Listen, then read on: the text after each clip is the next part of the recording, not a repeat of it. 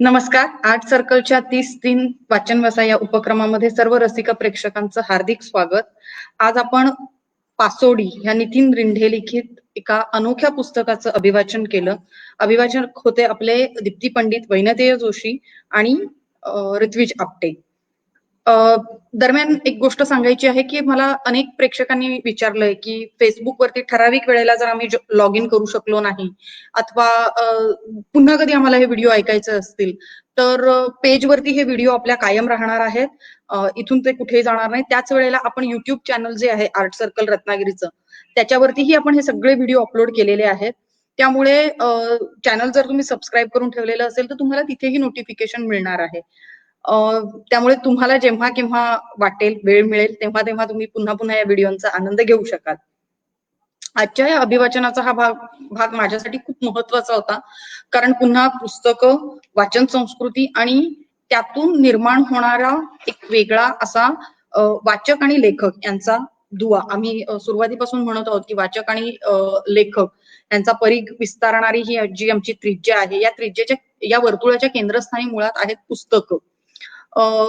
पुस्तकं म्हणजे you live several live when you are reading. तुम्ही ज्या वेळेला वाचत असता त्यावेळेला तुम्ही हजारो आयुष्य जगून येता, वेगवेगळे अनुभव तुम्ही घेता त्या पुस्तकाच्या माध्यमातून. एक बहुआयामी आणि मल्टीडिमेन्शनल असं हे आपल्या लेखकाची कल्पनाशक्ती आणि त्याच वेळेला वाचकाची कल्पनाशक्ती अशा दोन वेगवेगळ्या प्रतलांवरती एखादी कथा किंवा कादंबरी घडत असते. आज ज्या वेळेला आपण हे पुस्तकाचं अभिवाचन दीप्तीने केलं किंवा वैनतेयाने केलं त्यावेळेला काही गाजलेली पुस्तकं, न गाजलेली पुस्तकं, कुठली पुस्तकं गाजतात, ती का गाजतात किंवा ती कशा पद्धतीने लोकांपर्यंत पोहोचतात या सगळ्यांबद्दल आपण आज थोडंसं वाचलं. दीप्ती आपल्याला जॉईन झालेली आहे. Hello Deepti. Deepti mic mute आहे. माईक. येस. हॅलो. हाय. कसं वाटलं आजचा तुला अनुभव अभिवाचनाचा? हो, खूपच छान होता. एकदम आवाज येतोय ना माझा? हो, येतोय, क्लिअर आहे. वेगळा विषय होता. म्हणजे एवढ्या डीपली कधी असा विचार केला नव्हता की पुस्तकं गाजतात, गाजत नाहीत, ह्यामागे इतकी कारणं असू शकतात, हे या लेखातनं समजलं. तुझं अभिवाचन खूप सुरेख झालं दीप्ती. आणि आज आपल्याकडे 3 अभिवाचक होते पण त्यापैकी 2 आपल्याला लाईव्ह जॉईन होत आहेत. पृथ्वीज पण आपल्याला जॉईन होणार आहे. हॅलो. पृथ्वी जॉईन होतोय. हाय, कसा आहेस? मस्त मजेत. कसं वाटलं तुला आजचं अभिवाचन? म्हणजे अभिवाचन करताना कसं वाटलं? तेच सर्वात महत्वाचा टास्क तोच होता की अभिवाचन ह्याचं कसं करता येईल, कारण बऱ्यापैकी वेगळं होतं ते सगळं जे काय होतं ते. आतापर्यंत वाचलेली पुस्तकं आणि हे ह्याच्यात खूपच फरक होता, पण फार वेगळं वाटलं आणि एक वेगळंच हे मिळालं की कशा प्रकारे पुस्तकांचं प्रसिद्ध होतं किंवा काय त्याच्या मागचं थॉट्स असतात किंवा काय प्रकारचे पुस्तकं प्रसिद्ध होत नाही, त्याच्या मागचे कारण काय असतात, हे सगळं नव्याने एकदम कळलं आता. म्हणजे असा कधी विचार केला नव्हता आम्ही. त्यामुळे ते वाचताना सुद्धा खूप पुस्तक वेगळं वाटलं होतं आणि आता अभिवाचन करताना त्याच्यातलं अजून वेगळ्या बाजू कळल्या आम्हाला त्याच्यातल्या. ऋत्विज, तुझं अभिवाचन ऐकताना आम्हालाही खूप मजा आली. नितीन सर आपल्याला जॉईन झालेले आहेत. Hello sir. सर तुमचा माईक म्यूट आहे. नमस्कार. नमस्कार. नमस्कार. सर, पहिला प्रश्न अर्थात की तुम्हाला कसं वाटलं आजचं आमचं अभिवाचन आणि एकंदर आमचा हा उपक्रम? चांगलं वाटलं मला की आतापर्यंत मला वाटतं तुम्ही ज्या प्रकारची पुस्तकं निवडली होती ती फिक्शन किंवा थोडीशी ज्याला आपण असं म्हणतो की लाईट रिडिंग अशा प्रकारची पुस्तकं जास्त होती.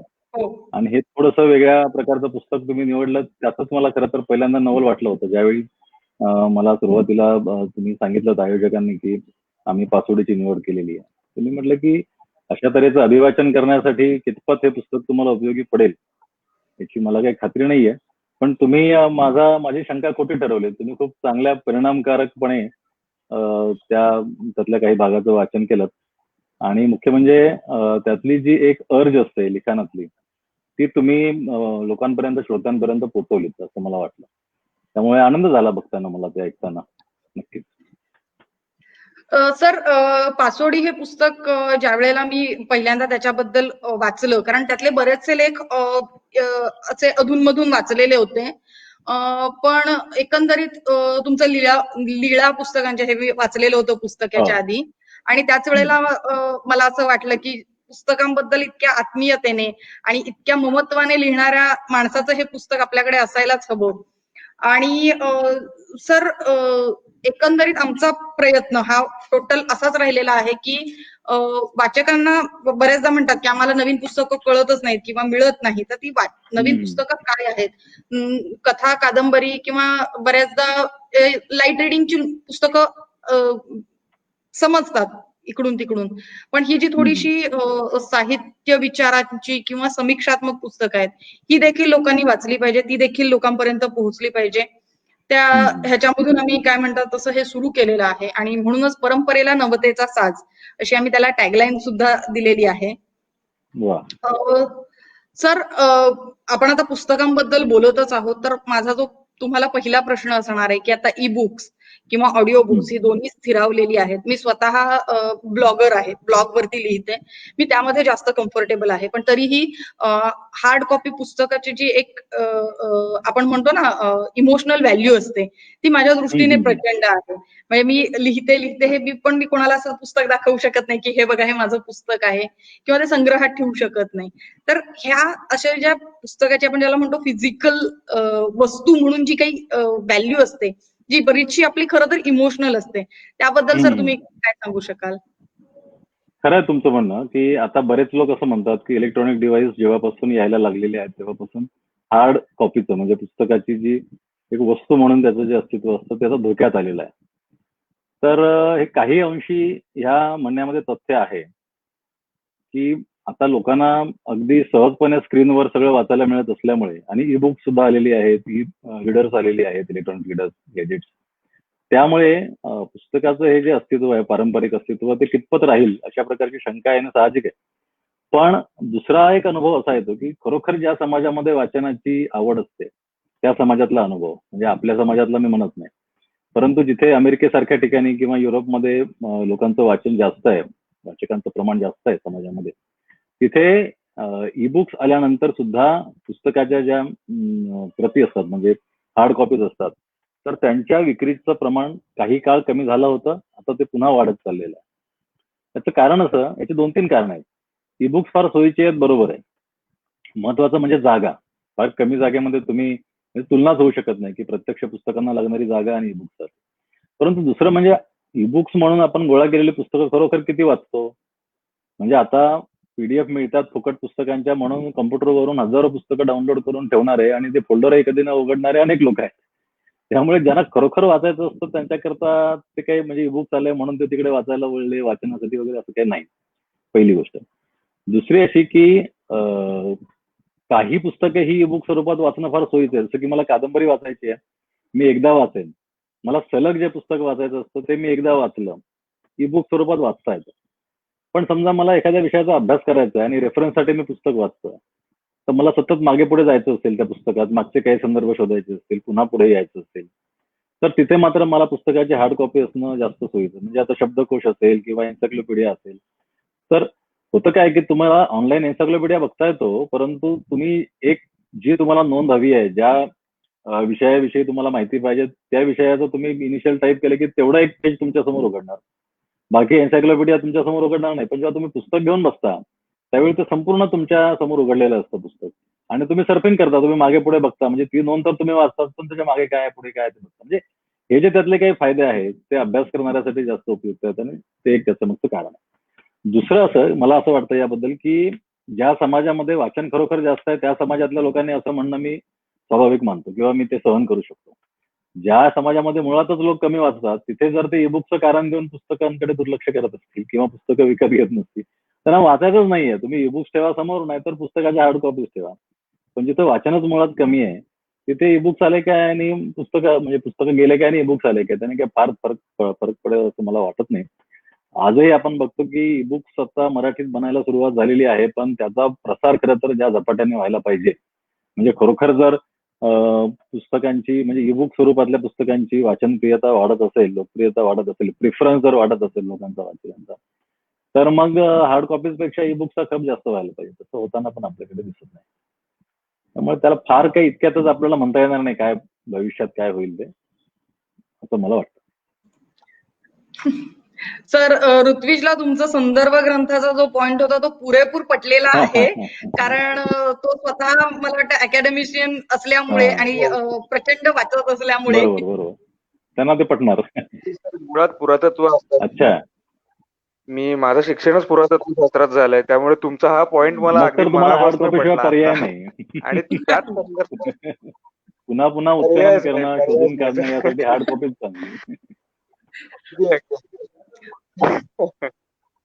त्याच संदर्भातला एक प्रश्न होता सर मला. म्हणजे आपलं पुस्तक वाचल्यानंतर मला खास करून तो जाणवला की आपल्याकडे हिस्टॉरिकल फिक्शन मधलं लिखाण आपल्याकडे खूप कमी होतं. म्हणजे खरं तर आपल्याकडे एवढा 2000 वर्षाचा इतिहास असून सुद्धा त्या ह्याच्यातलं आपल्याकडे फिक्शनल लिखाण खूप कमीच होतं. त्या मनाने बाहेरच्या देशात बघायला गेलो तर बऱ्यापैकी त्यांच्याकडे इतिहास नसून सुद्धा त्यांच्याकडे खूप प्रमाणात असं लिहिलं जातं, वाचलंही जातं. पण आपल्याकडे काही ठराविक कादंबऱ्या सोडल्यास त्या ह्याच्यातलं लिखाणच होतं. की आता त्यासाठी या संशोधक सुद्धा कारणीभूत आहेत, आम्ही सुद्धा कारणीभूत आहोत, त्याचा काही वाद नाही. पण तसं आपल्याकडे होत का नाही? म्हणजे स्पेसिफिकली वाचक वर्गही नाहीये आणि लिखाण सुद्धा होत. त्याच्यासाठीचं मेन कारण काय असेल किंवा ते सुधारण्यासाठी आपल्याला काय करता येईल? तुम्ही आता जे वाचन केलं त्यात तो मुद्दा होता एक, त्या पुस्तकं गाजलेली आणि न गाजलेली मधला ऐतिहासिक कादंबऱ्यांचा मुद्दाही तुम्ही वाचलात. तर ते माझं म्हणणं आहेच पूर्वीपासून. तुम्ही आता जे म्हटलात ना ते अगदी खरं आहे की भारत हा जगातला अत्यंत मोजक्या देशांपैकी असा एक देश आहे की ज्याला हजारो वर्षांचा इतिहास आहे, ज्ञात इतिहास आहे. कारण जगामध्ये पुढारलेले म्हणतो आपण असे अनेक देश आहेत की ज्यांचा इतिहास काहीशे वर्षांच्या पलीकडे जात नाही. असं असताना सुद्धा आपल्याकडे त्या इतिहासाबद्दलची जाणीव साहित्यामधून ज्या प्रकारे प्रकट व्हायला पाहिजे तशी होत नाही. तर याला कारण जी मगाशी तुम्ही जो भाग वाचला त्यात ज्यांचा उल्लेख केलेला आहे की यातलं महत्वाचं कारण असं आहे की आपण इतिहासाकडे कुठल्या गरजेतून वळलोय. म्हणजे आपला समाज इतिहासाकडे कोणत्या दृष्टिकोनातून पाहतो. तर आपला समाज हा आपली वर्तमान काळातले हिशोब चुकते करण्यासाठी जर इतिहासाकडे बघत असेल तर मग हे असंच होणार. कारण मग त्याचा हिशोब चुकते करण्यासाठी काय जे काय उपयोगी आहे तेवढं फक्त आपण घेणार, आपण फार सिलेक्टिव्ह राहणार आणि त्यावरती जे काय लिहिलं जाईल ते प्रचंड लोकप्रिय होणार. आणि तसं होतं. तुम्ही म्हटलात की मराठीत फारसा ऐतिहासिक लिहिलं जात नाही, परंतु मराठीमध्ये ऐतिहासिक कादंबऱ्यांची फार मोठी प्रदीर्घ अशी परंपरा. म्हणजे हरिनारायण आपटे 100 वर्षांपूर्वी ऐतिहासिक कादंबरी लिहून अत्यंत लोकप्रिय झाले होते. सामाजिक कादंबरी लिहून जेवढी लोकप्रियता त्यांना मिळाली त्या काळात 100 वर्षांपूर्वी बरोबर त्याच्याहून कितीतरी पटीने अधिक लोकप्रियता त्यांना नंतर, म्हणजे त्यांनी सुरुवातीला सामाजिक कादंबऱ्या लिहिल्या पूर्व आयुष्यात आणि जसजसे ते त्यांचे उत्तर आयुष्याकडे वळले तसं ते ऐतिहासिक कादंबरीकडे जास्त झुकले. आता ते इतकी लोकप्रियता प्रचंड त्यांची वाढली आणि नंतर मग एक त्यांच्यापासून नाह आपटे, नाथ इनामदार पासून तर अगदी आपल्याकडे विश्वास पाटलांपर्यंत एक मोठी परंपरा आपल्याला दिसते. पण ह्या सगळ्यांचे विषय बघा तुम्ही, हे विषय शिवशाहीच्या आणि पेशवाईच्या पलीकडे जातच नाहीत. आणि पुन्हा राजे सामंतांच्या इतिहासापलीकडे जात नाहीत. म्हणजे राजघराण्यांचा इतिहास या पलीकडे ज्या इतिहासामधल्या कन्सेप्ट आहेत त्या कन्सेप्टचा पण परिचय आपल्याकडच्या लेखकांनाही नाही आणि वाचकांनाही नाही. त्याच्यामुळे हा जो अडाणीपणा आहे इतिहासाबद्दलचा तो साहित्यामध्ये दिसतो मोठ्या प्रमाणावर, असं मला वाटतं. कारण सातवाहन काळापासूनचा जर आपण इतिहास बघितला तर म्हणजे साधं विषयच द्यायचे झाले, विषय देणं ही फार वाईट गोष्ट आहे. कादंबरी लिहायला विषय द्यायचे असं जर म्हटलं तर अजिंठा लेण्या कशा खोदल्या हा एक कादंबरीचा विषय होऊ शकतो. त्याच्यावर एक उत्तम कादंबरी लिहिता येऊ शकते. एक काय अनेक कादंबरी लिहिता येऊ शकतो. चक्रधरांच्या जीवनावरती कादंबरी काल्पनिक पण होऊ शकतं. अल्लाउद्दीन खिल्जीचं आक्रमण महाराष्ट्रावर झालेलं मुस्लिम राजवटीचं पहिलं आक्रमण. त्यांच्यासोबत सुफी संत मोठ्या प्रमाणावर इकडे आले अल्लाउद्दीन खिल्जी आणि तुघलक यांच्या काळामध्ये. तो जो काही ट्रान्झिशनचा पिरियड आहे 13व्या-14व्या शतकातला तो इतका अफलातून आहे. म्हणजे त्यातले तपशील जर आपण गोळा केले तर त्यात तुम्हाला कितीतरी कादंबऱ्यांसाठी विषय सापडू शकतात, बीजे सापडू शकतात. आता अलीकडे सात पाटील कुलवृत्तांत ही जी पठाऱ्यांनी कादंबरी लिहिली आहे, रंगनाथ पठाऱ्यांनी, त्याची सुरुवात त्यांनी त्या अल्लाउद्दीन खिल्जीच्या काळापासून केलेली आहे. तर जर लेखकाने शोधायचं म्हटलं तर खूप काही आहे, पण शोधायला तयार आहेत त्या मराठी लेखक हा एक मोठा प्रश्न आहे. शोधाचा कंटाळा आहे आपल्याकडे, त्यामुळे तो प्रॉब्लेम होतो. सर, त्याला जोडूनच हा पुढचा प्रश्न येणार आहे की जागतिक साहित्य, खरं तर ही खूप ब्रॉड संकल्पना आहे जागतिक साहित्य, पण तरीही बऱ्याचदा आपल्याला लॅटिन अमेरिकन कादंबऱ्या असतील किंवा स्पॅनिश कादंबऱ्या असतील, साहित्य असेल, त्यांचा एक कुठेतरी एक त्यांचा नवेपणाची त्यांना आस दिसून येते. प्रत्येक प्रयोग काही त्यांचा फार यशस्वी होतो अशातली गोष्ट नसेल, पण किमान त्यांच्याकडे प्रयोग होतात. प्रयोगशीलता दिसून येते. त्या उलट मराठी लेखक आशय किंवा मांडणी आणि सादरीकरण ह्याच्यामध्ये साधारण एका ठराविक भागामध्येच असतात. काही तुरळक अपवाद वगळता, आणि ते तुरळकच आहेत अपवाद म्हणून. आपण त्यांच्या पलीकडे जात नाही आहोत. तर हे मुळात आपल्याकडे वाचक कमी आहेत हे गृहीत धरूनच पुढचं समीकरण मी विचारतीये की हे असं का होतं. कारण आपल्याकडे प्रचंड गाजलेली कादंबरी ही असली तरी त्याची वाचक संख्या ठराविकच आहे, आणि दुर्लक्षित असली तरी ती पुन्हा त्याच्यामध्ये थोडासाच फरक आहे म्हणजे आकडेवारीमध्ये. पण तरीही आपल्याकडे एक बोल्ड, ज्याला आपण म्हणतो प्रयोगशीलता, एक धाडसी प्रयोग असे आपल्याकडे वेगवेगळे होताना का दिसत नाही? नाही, आपल्याकडे कादंबरीच्या म्हणजे आपण मराठी पुरतं जर बोललो ना, तर कादंबरीच्या संदर्भात विचार केला तर प्रयोगशील लेखक आहेत, अगदीच नाहीयेत असं आपण म्हणू शकत नाही. आणि गेल्या 100 वर्षांचा इतिहास जरी बघितला कादंबरीचा, तरी आपल्याला काही पिढ्या अशा दिसतात की उदाहरणार्थ लिटिल मॅगझिनची चळवळ झाली मराठीत, लघु नियतकालिकांची, आणि त्यातून जे नवे कादंबरीकार निर्माण झाले, नेमाडे किंवा भाऊ पाध्ये यांच्यासारखे, किंवा किरण नगरकर किंवा विलास सारंग, तर यांनी काहीतरी नवं देण्याचा प्रयत्न केला. म्हणजे मुळात काय असतं की प्रयोगशील असणं हा एकूणच कलेचा गुणधर्म असतो. कुठलीही कला घ्या तुम्ही, अगदी चित्रकला, संगीतापासून साहित्यापर्यंत जर तुम्ही घेतलं, कारण नवं काहीतरी देण्याची एक आस प्रत्येक कलावंताला असते, असायला पाहिजे. ती आपल्याकडे थोडीशी कमी आहे. ती फार कमी लेखकांमध्ये दिसते, आणि ती काही काळात दिसते. म्हणजे उदाहरणार्थ 1960च्या काळात ती एक प्रेरणा आपल्याला दिसते त्या काळातल्या लेखकांमध्ये, की काहीतरी मला नवं निर्माण करायचं. ती नंतर विझत कमी झालेली दिसते. आता परत गेल्या 15-20 वर्षात काहीतरी नवं करण्याचा प्रयत्न करताना लेखक दिसतात. त्याला एक कारण अवतीभोवतीचा समाज हे पण असतं. म्हणजे भोवताली जे काही जगलं जातं आणि जी काही संस्कृती बदलत जाते त्याचा दाब लेखकावरती पडत असतो, आणि त्यातून लेखक स्वतःला व्यक्त करण्याचा प्रयत्न करत असतो. ते सगळं सहन करत मग काय करता येईल, घेता येईल वगैरे. आता मुद्दा असा इथे की जागतिक साहित्य असं ज्यावेळी आपण म्हणतो त्यावेळी वेगवेगळ्या देशांचं ते साहित्य असेल, वेगवेगळ्या संस्कृतींचं ते साहित्य असेल, जर युरोपियन संस्कृती असेल, अमेरिकन असेल, आफ्रिकन असेल, अगदी आशियाई संस्कृतीमध्ये पण जपानी, चिनी लेखक आहेत वेगवेगळ्या भाषांमध्ये.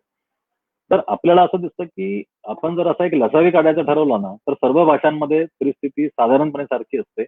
प्रयोगशील लेखक किंवा नवं देण्याचा प्रयत्न करणारे लेखक संख्येने कमी असतात, आणि जी काही रूढ चाकोरी वहिवाट आहे त्या वाटेने जाणारे लेखक जास्त असतात. आणि हे कुठल्याही कलेच्या बाबतीत खरं आहे. सिनेमात पण तसंच दिसतं आपल्याला.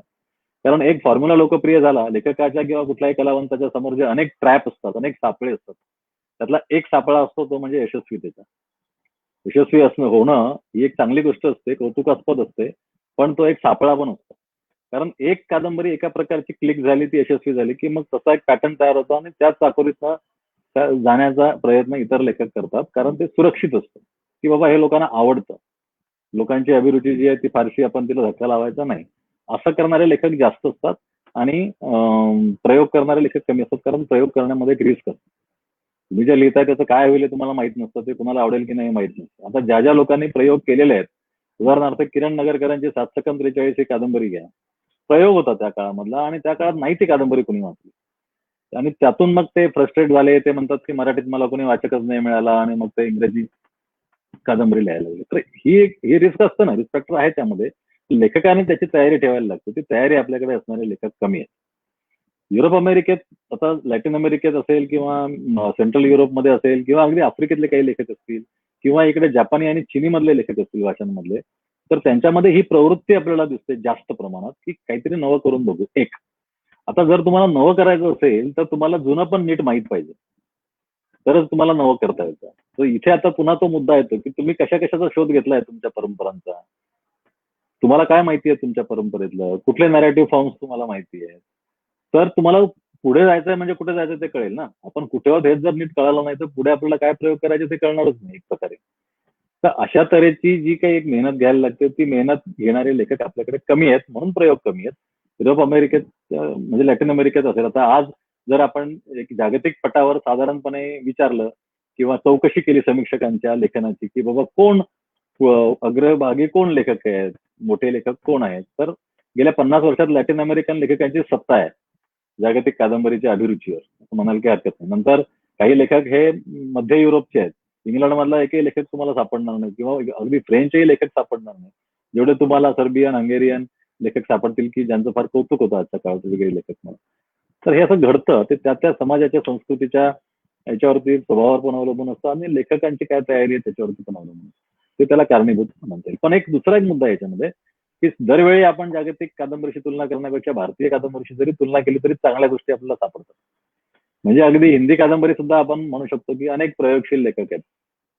मराठीमध्ये कवितेमध्ये खूप चांगलं काम झालेलं आहे. म्हणजे जे आपल्याला इतर भाषांच्या तुलनेत, भारतीय भाषांच्या तुलनेत खूप मोठं काम आहे असं म्हणता येईल. कोल्हटकर किंवा नामदेव ढसा किंवा दिलीप चित्रे यांच्यासारखे कवी. कादंबरीमध्ये आपल्याला हिंदीकडे वळलं तर खूप मोठे लेखक भेटतील. अगदी अमृतलाल नागर यांच्यापासून तर मनोहर श्याम जोशी, विनोद कुमार शुक्ल, उदय प्रकाश यांच्यापर्यंत आपल्याला एकदम म्हणजे काहीच्या काही वेगळं जग आपल्यासमोर उभं करणारे लेखक आहेत. असं आपल्याला म्हणता येईल की आहेत लेखक, पण शोधावे लागतात, ते शोधावेच लागतात शेवटी असं आहे. सर, प्रणव सखदेव आपल्यासोबत ऑनलाईन आहेत आणि त्यांनी तुम्हाला एक प्रश्न विचारलेला आहे. आपण मराठी लोक स्वतःला प्रगत म्हणत असलो तर या सगळ्या साहित्य संस्कृतीच्या भानगडीत आपण गणतो कुठे? दुसरं, आज एखादा लेखक तुम्ही म्हणताय तसं ऐतिहासिक कादंबरीत लिहू धजला तर त्याचं काय होईल आजच्या काळात? हा प्रश्न खरोखर माझ्याही मनात आलेला आहे की तितकं मुक्त वातावरण नसल्यामुळे तो एक दाब लेखकांवर असणार आहे का? एक्झॅक्टली, मला पण सर तेच महत्वाचं वाटतं. कारण आता आमच्या पिढीतली लोक सुद्धा हल्ली ऐतिहासिक ह्याच्यात काही नवीन लिहायला हो, तयार माहिती आहे नसतात. मला. हो. किंवा ते लिहिलं गेलं तरी त्याच्यावर खूप चर्चा होते किंवा वादविवाद हो. जास्त होतात. त्यामुळे हा प्रश्न मलाही विचारायचा हे होता. किती भयंकर आहे बघा. असं कुठेच नाही आहे जगात. म्हणजे वाद वगैरे होणं ठीक आहे, पण एखाद्याच्या जीवावर बेतणं किंवा त्याचं तोंडच बंद करून टाकणं इतक्या मोठ्या प्रमाणात आपण ज्याला एरवी शिव्या घालतो पाश्चात्य देशांना, परंतु इतका त्रास नाही. लेखकांना सफर व्हावं लागतं, लेखकांना छळ सोसावे लागतात, हे जगभर आपल्याला उदाहरणं सापडतील. पण अशा ह्या कारणामुळे म्हणजे तुम्ही म्हटलात ऋत्विज, तुम्ही जे सांगताय ते माझ्याही कानावर आलेलं आहे थोडंसं. इतिहास संशोधकांच्या जगात जे काही चालू आहे, म्हणजे अगदी सिंधू संस्कृतीपासूनचा जो काही इतिहास अलीकडे येतोय आणि तो ज्या पद्धतीने फॅब्रिकेट होतोय, विशिष्ट पद्धतीने येण्यासाठी प्रयत्न केला जातोय, त्याच्याहून वेगळं काय आलं तर ते दाबलं जात आहे आणि याचे अगदी आंतरराष्ट्रीय पातळीवर सुद्धा म्हणजे तिकडून सुद्धा हे चालू आहेत, फोर्सेस आहेत वेगवेगळ्या प्रकारचे. ते भयंकर आहे. आता याच्या तुलनेत मराठी साहित्य म्हणजे खूपच छोटी गोष्ट झाली. पण हे आजचंच नाहीये केवळ. म्हणजे जयवंत दळवींनी एकदा र वा दिघेंची मुलाखत घेतली होती. र वा दिघे हे जुन्या पिढीतले लेखक होते, ग्रामीण लेखक म्हणूनच आपण त्यांना ओळखतो. पण त्यांचं वय झालं 1975च्या आसपासची, 70-75च्या आसपासची मुलाखत आहे आणि 10 साहित्यिक गप्पा नावाचं एक फार सुंदर पुस्तक आहे. जयवंत दळवींनी मुलाखती घेतलेल्या त्या मुलाखतींचा संग्रह, त्याच्यात ती मुलाखत आहे. तर दिघ्यांना त्यांनी शेवटी प्रश्न विचारला की तुमचं अलीकडे काय चाललंय? ही 70च्या आसपासची गोष्ट आहे, 1970च्या.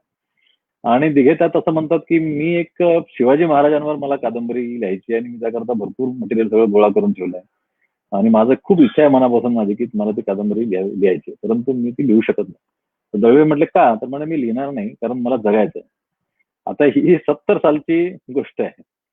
70 साली दिघ्यांना एवढी भीती वाटत होती. आज तर काही प्रश्नच नाही, म्हणजे आज शक्यच नाही. हा दाब असतो.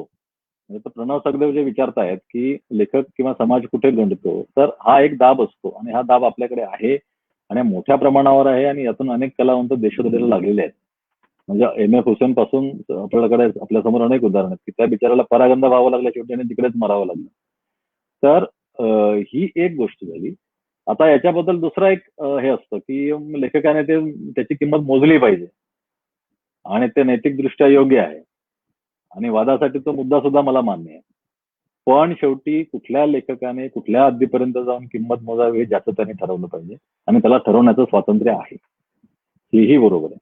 त्याच्याबद्दल मला असं म्हणायचं की जी काही मोकळी कलावंताला लागते ना स्वातंत्र्याला, म्हणजे स्वातंत्र्य जे काही लागतं ते स्वातंत्र्य नसणं हे आपलं मोठं दुखणं आहे आणि केवळ कलावंतासाठी नाही तर एकूणच समाजासाठी, म्हणजे संशोधनासाठी, मग अगदी फिजिक्स पासून विज्ञानापासून तर इतिहासापर्यंत सर्व प्रकारच्या संशोधनासाठी जो मुक्तपणा लागतो तो मुक्तपणा आपल्याकडे नाही. युरोपमध्ये पण नव्हता. आपण जर इतिहास बघितला तर मध्ययुगीन काळात तिकडे पण शास्त्रज्ञांना त्रास झाला, पण तो मोडीत काढला गेला आणि तो काय म्हणजे इतक्या टोकाला नाही गेला आपल्याकडे जितक्या टोकाला जातो. अजूनही हलायला तयार नाही. ते रिजिड झालेल्या ज्या भिंती आहेत, आपल्या अभिरुचीच्या भिंती आहेत आणि बाकी सगळ्या सामाजिक रचनेच्या भिंती आहेत त्या आणि आपल्या अस्मितांच्या भिंती मुख्य म्हणजे ते अजूनही विरघळायला तयार नाही.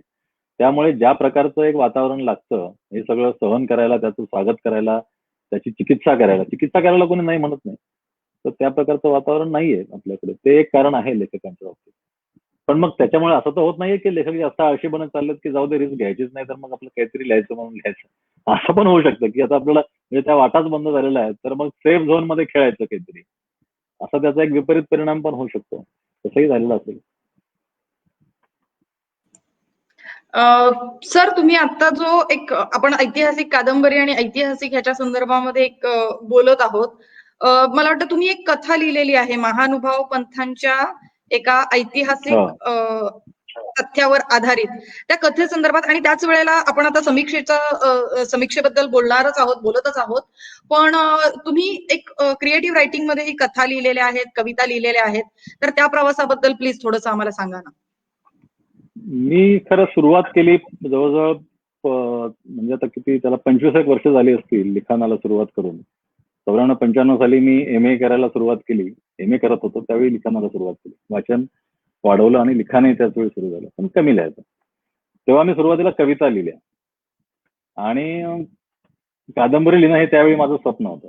जेव्हा मी कविता लिहित होतो तेव्हा मी स्वप्न पाहत होतो कादंबरी लिहिण्याचं किंवा फिक्शन लिहिण्याचं, कारण फिक्शन हा माझा त्यावेळी आवडीचा विषय होता, पण कविता जास्त आवडते होती.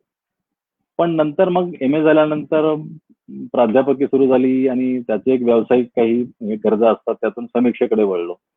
त्यानंतर PhDचं संशोधन आणि मग हळूहळू कवितेपासून दुरावलो गेलो आणि मग फिक्शन पासून पण दुरावलो. तरी पण मग ते जे काही एक असमाधान असतं फिक्शन लिहून कवितेपासून दुरावलं त्याचं मला बोचतं कुठेतरी मनामध्ये ते, परंतु ते तितकं बोचत नाही जितकं फिक्शन मुळे जास्त बोचतं. आणि मग मी काहीतरी त्याचा वचपा काढण्यासाठी म्हणून एखादी फिक्शन लिहून टाकतो केव्हा तरी अशी. तर अशा काही अगदी तुरळक कथा मी लिहिल्यात आणि त्या प्रसिद्धही झाल्यात आणि त्यांचं एका ज्या वाचकांनी त्या वाचल्या त्यांनी त्याचं स्वागत पण केलेलं आहे.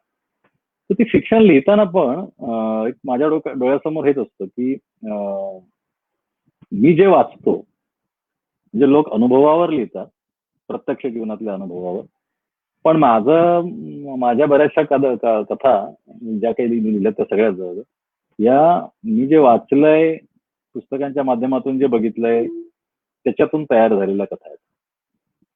म्हणजे मला पूर्वीपासून असं वाटतं की 13व्या शतकावरती एक काहीतरी चांगलं फिक्शन यायला पाहिजे. मी आता तुम्हाला मगाशी बोलून दाखवलं 13व्या-14व्या शतकावर. तर त्याचा एक रियाज म्हणून मी एकदा लिहायला बसलो आणि एक छोटीशी कथा लिहून टाकली. ती महाराष्ट्र टाइम्स मध्ये त्यावेळी जयंत पवार माझे मित्र होते संपादकीय विभागात, त्यांना फारच आवडली आणि त्यांनी ती छापली. तर त्यामध्ये महानुभाव पंथामधली काही पात्र आहेत आणि त्या म्हणजे त्यातली थीम अशी आहे, मुख्य थीम जी आहे ती महानुभाव पंथात घडलेली एक घटना आहे की माहीम भटाने चक्रधरांचं चरित्र लिहिलं, लीळा चरित्र. मोठं पुस्तक आहे चांगलं ते आणि गद्य स्वरूपाचं पहिलं पुस्तक मराठीमधलं. तशा प्रकारची परंपरा नसताना लिहिणं हे विशेष. मला पहिल्यापासून असं वाटतं की महानुभाव पंथाने मराठीमध्ये वाङ्मयीन परंपरा निर्माण करण्यासाठी खूप कष्ट केले तिथल्या लेखक कवींनी आणि त्याची आपण काही दखल तितकी घेतलेली नाही. म्हणजे संशोधन झालं असेल पण एक वाङ्मयीन संस्कृती रुजवण्याकरता त्यांनी केलेले प्रयत्न या दृष्टिकोनातून त्याकडे पाहिलेलं नाही. तर त्याने ते लीळाचरित्र लिहिणं आणि त्याची एकच प्रत घेऊन इकडे तिकडे फिरणं त्या शिष्यांनी आणि त्याच वेळी नेमकं अल्लाउद्दीन खिलजीने आक्रमण करणं महाराष्ट्रावरती, त्यात त्यांची धावपळ होणं, यात ती प्रत हरवते आणि मग ते इतर जी शिष्यमंडळी आहे ती आठवून ते लीळाचरित्राची प्रत पुन्हा लिहून काढतात आणि मग ती पुढे परंपरेत आलेली आहे अशी ती कथा आहे. आणि हे मला वाटतं मी पासोडीमध्ये पण एक लेख माझा एक लेख आहे पुस्तकांचं नाहीसं होणं, त्याच्यामध्ये लीळाचरित्राची कथा मी ती घेतलेली आहे.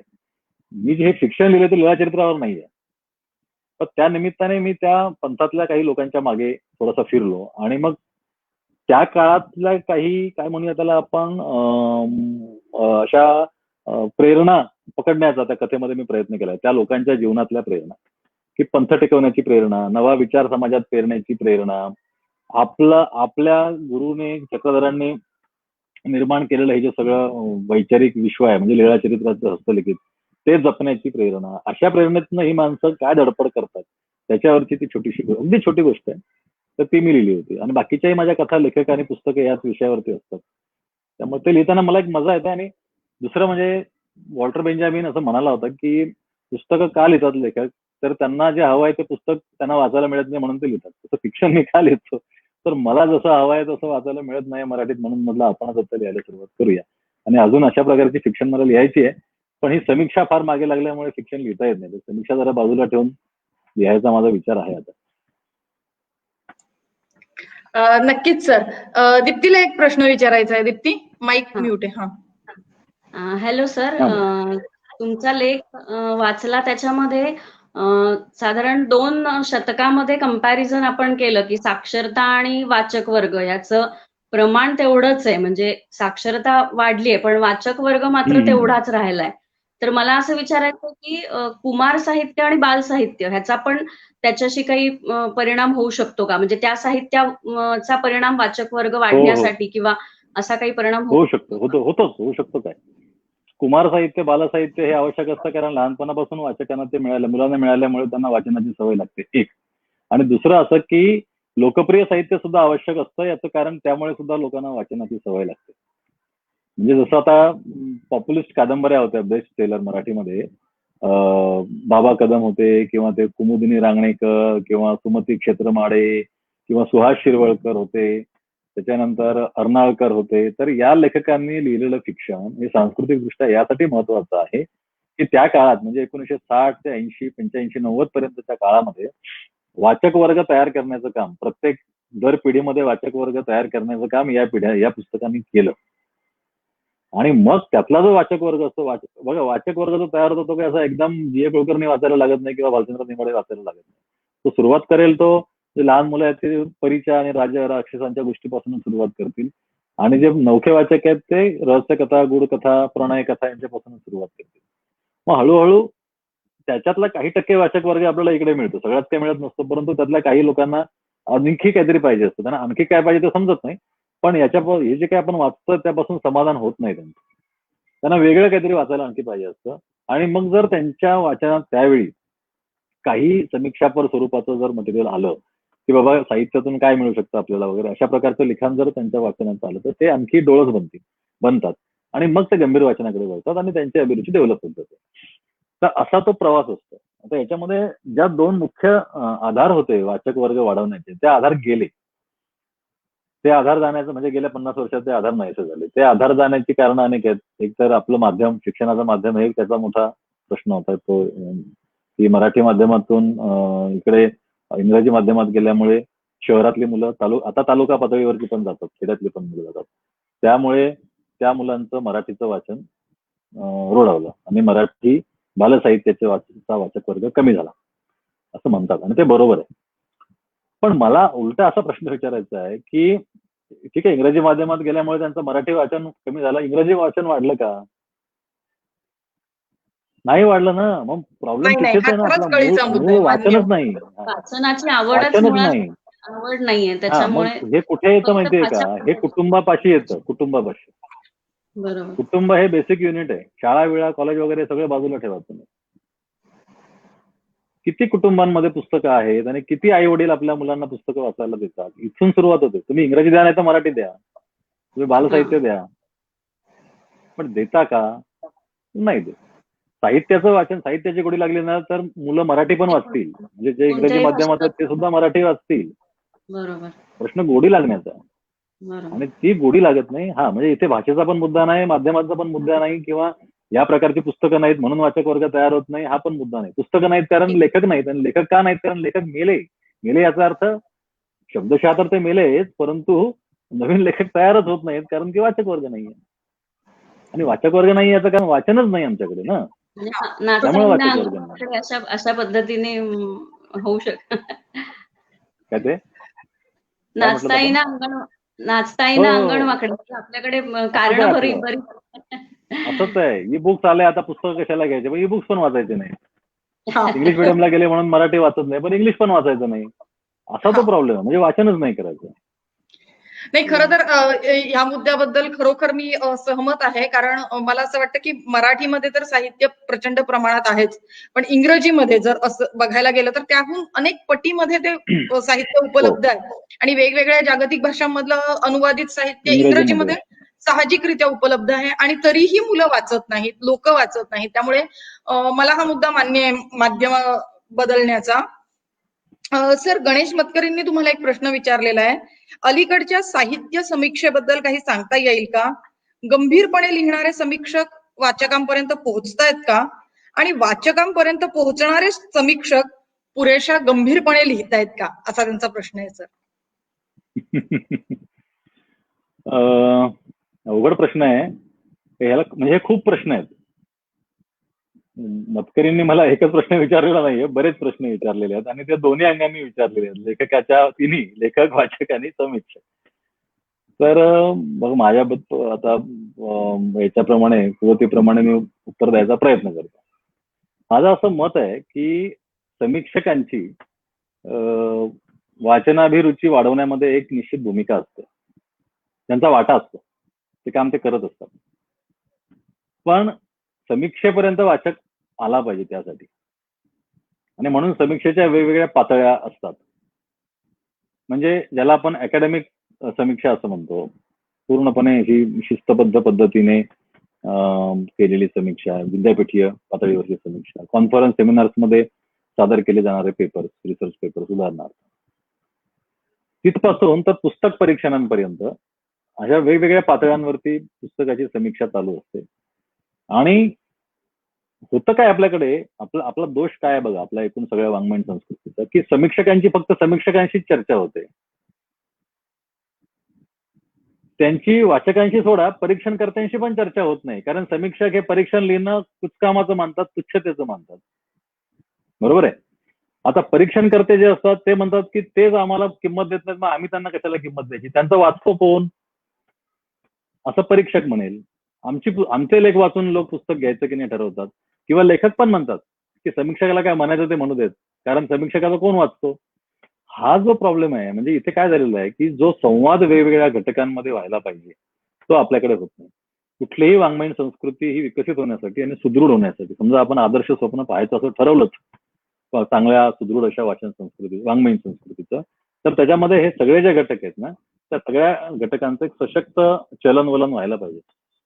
आणि ते चलनवलन होण्यामधला अत्यंत महत्वाचा भाग असतो तो म्हणजे संवाद. जर संवादामध्ये वादविवाद दोन्ही आले, वाद चर्चा, तर ते व्हायला पाहिजे. आपल्याकडे तो वाद विवाद की चर्चा जवळजवळ पूर्णपणे आता थांबलेली आहे.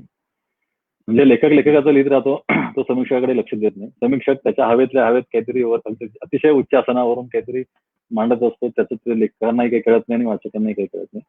आणि वाचक मग अशा अवस्थेमध्ये स्वतः मार्ग काढतो की काय मी वाचायला पाहिजे, आणि मग तो त्याच्या पद्धतीने समीक्षा शोधतो, त्याच्या पद्धतीने लेखक शोधतो आणि तो वाचत जातो. आता असा एक आपल्याकडे, आणि याला पूरक अशा प्रकारचे हे केव्हा होईल, तर आपल्याकडे काही पूरक गोष्टी व्हायला पाहिजे. आपल्याकडे सर्वे व्हायला पाहिजेत वाचनाचे, आणि ही कामं विद्यापीठांनी केली पाहिजेत. विद्यापीठांना युजीसी कडून दरवर्षी कितीतरी ग्रँट मिळते. ते जे काही अकॅडमिक संशोधनात, सो कॉल्ड अकॅडमिक संशोधनामध्ये खर्च करतात सगळा पैसा, आणि शेवटी तो कुठे खर्च होतो तेही माहित नाही. तर म्हणजे कशात खर्च होतो, प्रवासात खर्च होतो का, हॉटेलच्या बिलांमध्ये खर्च होतो का, खरोखर संशोधनामध्ये खर्च होतो, हेही माहित नसतं. ते जर ग्राउंड लेवलला येऊन लोकांनी, विद्यापीठाच्या डिपार्टमेंटनी ठरवून आणि साहित्य महामंडळाने ठरवून अशा प्रकारची कामं केली की पुढचा एक 10 वर्षांचा मास्टर प्लॅन आखला की कोणत्या प्रकारचं वाचलं जातं, वाचकांच्या मुलाखती घ्यायच्या आणि त्यांना वाचनाच्या सवयी का लागल्या, त्यांना कुठल्या समीक्षेमधून वाचून लागल्या काय, का त्यांना लेखकामुळे लागल्या का, कुठला लेखक आधी आवडला, अमुक लेखक त्यांना कसा सापडत गेला. म्हणजे तसं तर मी सांगेन की मी BA ला असताना, मी 91 साली BA ला गेलो आणि त्याच वर्षी टीका स्वयंवर हे भालचंद्र नेमाड्यांचं पुस्तक आलं. आता नेमाड्यांच्या समीक्षेमधल्या भूमिकेबद्दल अनेक वाद होऊ शकतात, पण एक 17-18 वर्षाच्या मुलाला, मला तोपर्यंत मी सुहास शिरवळकर वाचत होतो, आणि नुकताच सुहास शिरवळकर, पु ल देशपांडे, मी G.A. कुलकर्णींपर्यंत पोहोचलो डायरेक्ट. म्हणजे मध्ये काहीच नव्हतं, मधलं मला काहीच माहित नव्हतं, आणि मी G.A. कुलकर्णी वाचत होतो, आणि G.A. कुलकर्णी मला प्रचंड आवडत होते 12वीत असताना. त्यानंतर मी BA ला गेलो आणि माझ्या हाती टीका स्वयंवर पडलं, तर टीका स्वयंवर मधले लेख मी वाचले, आणि त्यात ज्या कादंबऱ्यांचे लेखकांचे उल्लेख नेमाड्यांनी केलेले आहेत ते मी एकामागे एक वाचत गेलो, आणि मग मी ते मधला गॅप जो होता तो भरून काढला सगळा, की हा हे लेखक आहेत. आणि मग मला एकूण मराठी वाङ्मयाचा आवाका यायला त्या एका पुस्तकामुळे मदत झाली. नंतर मग पुढचं आपण अनेक प्रकारे वाचतो, अनेक लेखक आपल्याला सापडतात. त्या एका पुस्तकामुळे मला मराठी वाचनाची, लेखकांची दिशा मिळाली, ते लेखक सापडले असं मी म्हणणार नाही. नंतर आपण प्रत्येक टप्प्यावर बदलत जातो, पण कुठेतरी एक बूस्टर लागतं ना सुरुवातीला. तर असं जर असे सर्वे झाले तर त्याच्यातनं हे सगळं निघेल, आणि मग काय घडतंय, कुठल्या प्रकारच्या प्रक्रिया आपल्या समाजामध्ये घडतात, त्याच्याबद्दल काहीतरी कॉन्क्रीट स्टेटमेंट करता येईल आपल्याला, आणि मग काय घडायला पाहिजे ते ठरवता येईल. हे काहीच नाही आपल्याकडे. त्यामुळे हे आता मी सुद्धा बोलतोय ती एक वरवर केलेली निरीक्षण आहे. मला जे वाटतं ते मी सांगतोय की इथे संवाद नाहीये, वादविवाद होत नाहीयेत, आणि हे जे 4-5 घटक आहेत त्यांच्यामध्ये चर्चा होत नाहीयेत. हा एक प्रॉब्लेम आहे की ज्यामुळे समीक्षा ही वाचकांपर्यंत पोहोचत नाही, वाचक समीक्षेपर्यंत पोहोचत नाही, आणि लेखक तर बाजूलाच राहतो पूर्णपणे, किंवा चांगल्या लेखनापर्यंत वाचक पोचत नाही. ही कारण त्याच्या मागची. म्हणजे मी आता सोशल मीडियावरती बघतो की अनेक चांगली पुस्तकं असतात, त्यांच्याबद्दल कोणीतरी कशाही प्रकारे कॉमेंट लिहिलेलं असतं. म्हणजे वाचक म्हणून तो प्रामाणिक असेल, पण मला असं वाटतं त्या ठिकाणी की जर का या वाचकाला थोडंसं काय म्हणूया त्याला ट्रेनिंग मिळालं, त्याला साहित्य म्हणजे काय आणि साहित्यातनं आपण काय मिळवायचं असतं, किंवा लेखक जेव्हा एखादी गोष्ट करतो, एखादा प्रयोग करतो, ते का करतो, हे थोडंसं जर भान त्याला कोणी देऊ शकलं तर याची प्रतिक्रिया सुधारेल. आणि तो आज ज्या पद्धतीने टिंगल करतोय त्या पुस्तकाची किंवा काहीतरी त्या पुस्तकाबद्दल तर लिहिणार नाही. तर लेखकाने, कुठल्याही लेखकाला मला एक समजतं की सन्मानाने, आदरपूर्वक त्याने जे काही लिहिलेलं आहे त्याचा विचार करून मग त्याबद्दलची आपली प्रतिक्रिया आपण द्यावी, टीका करावी वगैरे, जे काही करायचं ते करावं. पण टिंगल करणं, त्याला मोडीत काढणं, आणि ते सोशल मीडियावरून होतं ते विषारी यासाठी असतं की ते पटकन लोकांमध्ये पसरतं ना. फेसबुक सारख्या ठिकाणी मग आता असे वाचक लिहितात. आता हे माझं हे ऐकल्यानंतर वाचक म्हणणार आम्ही काही अडाणी आहोत, आम्हाला कशाला ट्रेनिंग देतात. हा एक पुन्हा आपल्याकडचा एक दृष्टिकोन असतो वाईट, की तुम्ही फिजिक्सचा अभ्यास करता, फिजिक्सचा अभ्यास करावाच लागतो हे तुम्हाला पटतं, कम्प्युटरचा अभ्यास तुम्हाला करावाच लागतो हे तुम्हाला पटतं, इकॉनॉमिक्सचा अभ्यास करावाच लागतो, पोएटिक्सचा पण अभ्यास असतो, थोडंफार तरी त्याचं वाचावं लागतं, त्याशिवाय तुम्हाला एकदम कसं काय ते समजणार. वाचक म्हणून याचा अर्थ प्रत्येकाने अभ्यास केलाच पाहिजे असंही मी म्हणणार नाही. कारण काही लोक नुसत्या आनंदासाठी वाचतील, वेळ घालवण्यासाठी वाचतील, ओके. पण जेव्हा तुम्ही अधिकारवाणीचं पुस्तक मोडीत काढता, त्याची टिंगल करता, फालतू काहीतरी लिहिलंय असं म्हणता, तेव्हा मग तुम्ही जाणून घ्यायला पाहिजे की ते का लिहिलेलं आहे. ते जाणून घेण्याची आपली तयारी नसते, कारण तिथं आपला अहम आडवा येतो. तर अशी अनेक प्रकारची दुखणी आहे त्याच्यामध्ये, हे पटकन सुटणारी नाही. तर आपल्या लेखात लेखकाचं मिथ म्हणून पण एक छोटा चॅप्टर होता. हा. तर आता तुम्ही जे आता बोललं फेसबुकच्या संदर्भात किंवा अशा ह्याच्यात की एखाद्या लेखकाचं मिथ तयार झालेलं असल्यामुळे त्याच्यावर ही टीका होते का, किंवा त्याचा नक्की संदर्भ काय होतो की बाबा हा लेखक या विचारसरणीचा आहे म्हणून त्याच्यावरती टीका घडते का, किंवा त्याच्या लिखाणात तसंच उतरतं. म्हणजे ऐतिहासिकच नव्हे तर इन जनरल सुद्धा कुठल्याही लेखनात किंवा कादंबरीत त्याच्या मिथचा त्याच्या ह्याच्यावर परिणाम होतो आणि मग लोक त्याच्यावर टीका करतात, असं असू शकतं का? नाही, मिथचा परिणाम होऊन टीका करतात असं नाही म्हणता येणार. टीका करणं वेगळं, म्हणजे मी जे म्हणतोय ते टिंगल करणं वगैरे सोशल मीडियावरून ते वेगळं, तो मुद्दा आपण बाजूला ठेवूया. तुम्ही टीका करणं असं म्हणताय ना. टीका करणं, हा म्हणजे ते सोशल मीडियाचा तुम्ही नाही, मी तो मुद्दा बघतो. हा, आता आपण टीका जी होते पुस्तकावरती ती म्हणजे फिक्शन पुरतं आपण बोलूया, कारण आपण कादंबरी बद्दल चर्चा करतोय मागापासून. तर एकच, आणि फिक्शन हे बरेच लोक वाचतात, कवितेपेक्षा जास्त लोक कादंबरी वाचतात, कथा वाचतात. तर फिक्शनवर टीका करण्याचा आपला जो दृष्टिकोन असतो आपल्याकडचा, किंवा त्याची चिकित्सा करण्याचा दृष्टिकोन असतो, तो प्रत्येकाचा वेगळा असू शकतो. आणि हे तर अकॅडमिकली सुद्धा हे सगळ्यांना मान्य व्हायला काही हरकत नाही, पण एरवी सुद्धा तो वेगळा असू शकतो टीका करण्याचा दृष्टिकोन. पण त्याच्यामध्ये एक कसं असतं की मुळात ते फिक्शन आहे, इथे ट्रेनिंगची गरज असते. मुळात ते फिक्शन आहे हे आपण लक्षात घ्यायला पाहिजे. म्हणजे आता मी सेमिनार्स मध्ये वगैरे गेलो किंवा रिफ्रेशर कोर्समध्ये प्राध्यापकांकडे व्याख्यान द्यायला गेलो की मला अडचणीत आणणारा एक प्रश्न नेहमी विचारला होता, म्हणजे अडचणीत आणूया यांना म्हणून. असा मी काय अडचणीत येत नाही, मी उत्तर देतो बरोबर, की हिंदू बद्दल तुमचं काय म्हणणं आहे बालचंद्र नेमाडेंचं. कारण की स्त्रीवादी आणि दलित दृष्टिकोनातून हिंदूवरती टीका केली जाते. आता तुम्ही आर्किओलॉजिस्ट आहात, ऋत्विज, तर आर्किओलॉजिस्टच्या दृष्टिकोनातून भालचंद्र नेमाड्यांनी हिंदूमध्ये जे काही केलेलं आहे त्याबद्दल तुम्ही बोलू शकता, बरोबर. पण समजा आर्किओलॉजिस्ट म्हणून नेमाड्यांनी, जसं तुम्ही बघत असताना तुम्हाला जर असं वाटलं की नेमाड्यांनी आर्किओलॉजिस्ट जे काही त्यात आणलंय ते फारच काहीतरी उथळ असं आहे, असू देत ना, असू शकतं. त्याचं शिक्षण करताना त्यांनी काय केलंय हा तिथे मुद्दा महत्वाचा असतो. हा एक मुद्दा.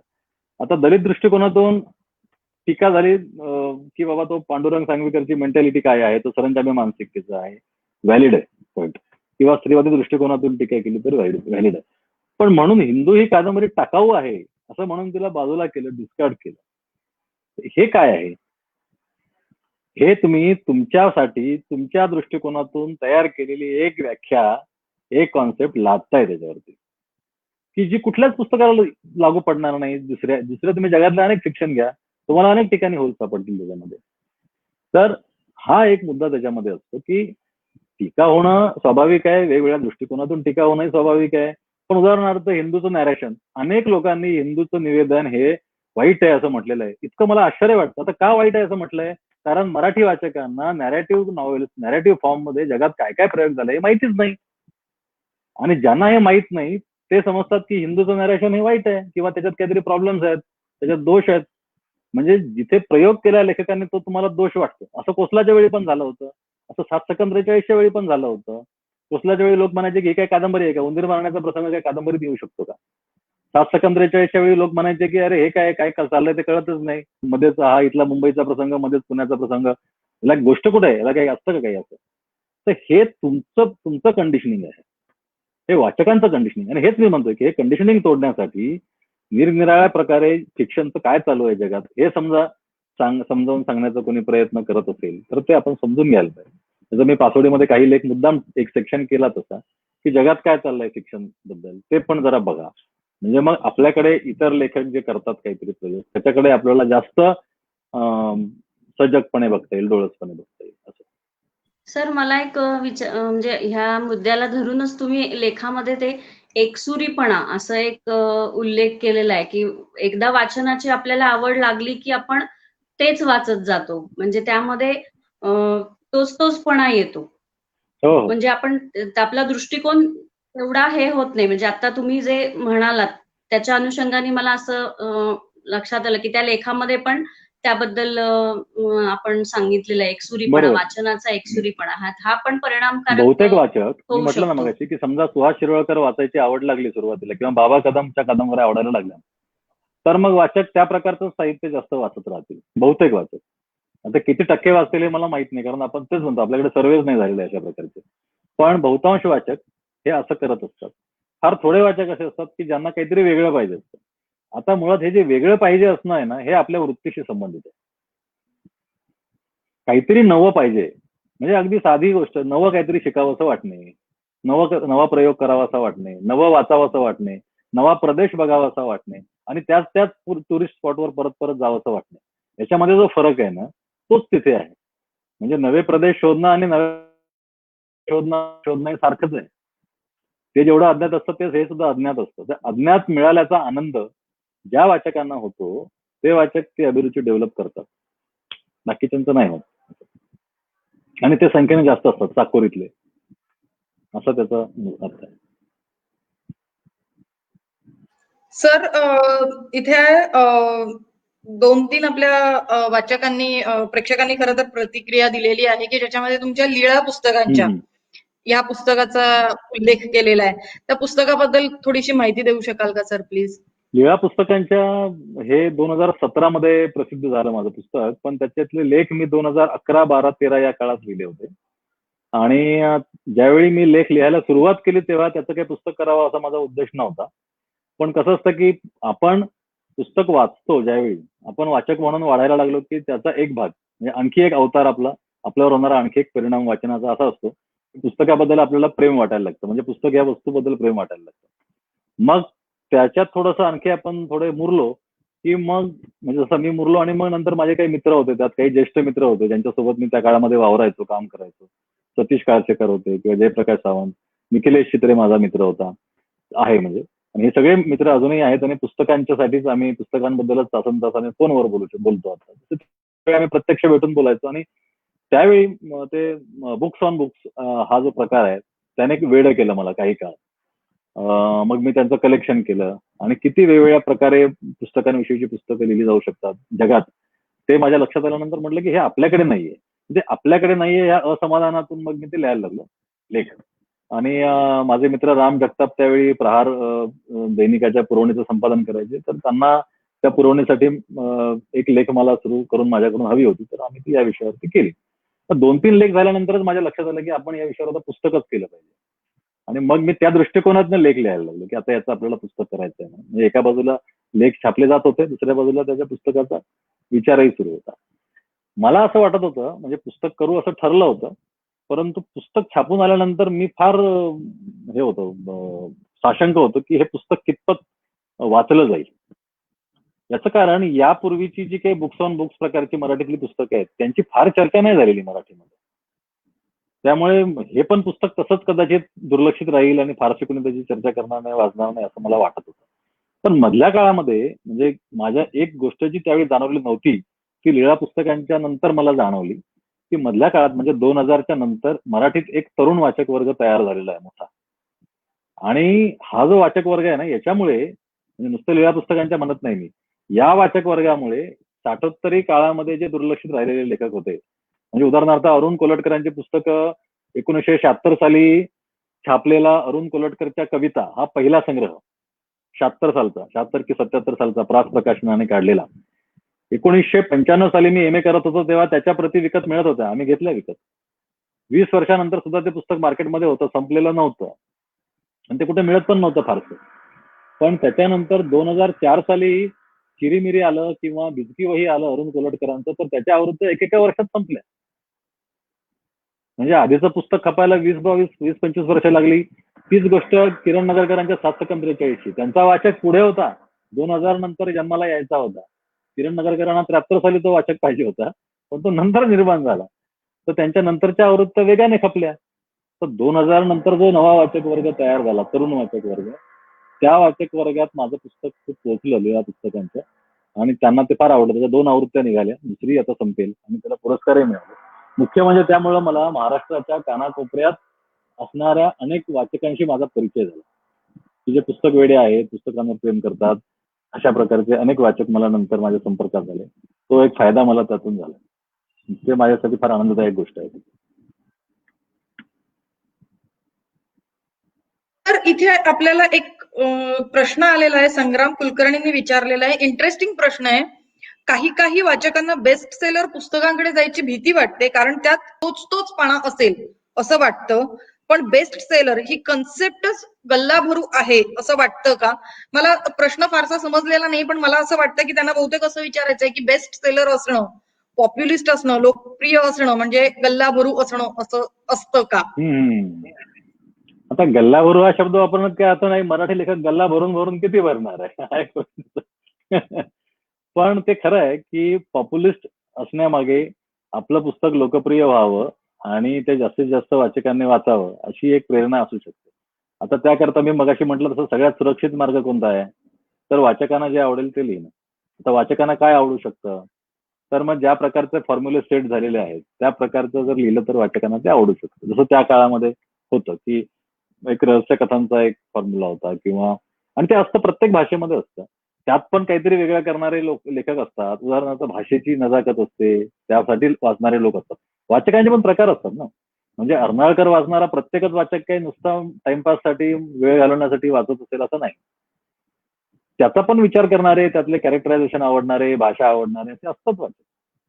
त्यामुळे सगळेच काही वाचक नुसतं ते वाचायचं म्हणून ते, आणि पुन्हा मुद्दा हा लक्षात घ्या की तो वाचक कमी प्रतीचा असतो किंवा तो साहित्य प्रकारच कमी दर्जाचा असतो असं मला अजिबातच म्हणायचं नाही. मी मगाशीच म्हटलं की प्रत्येक संस्कृतीमध्ये त्या साहित्य प्रकाराचं एक काम आहे, एक कार्य आहे, सांस्कृतिक कार्य. तसं या पॉप्युलिस्ट साहित्य प्रकारांचं पण एक काम आहे की वाचकांना आकृष्ट करून घेणं.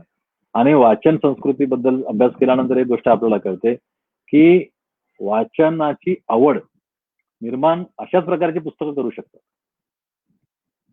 वैचारिक किंवा अमूर्त गोष्टींची चर्चा करणारी पुस्तकं तुमच्या मनात वाचनाची आवड निर्माण नाही करू शकत.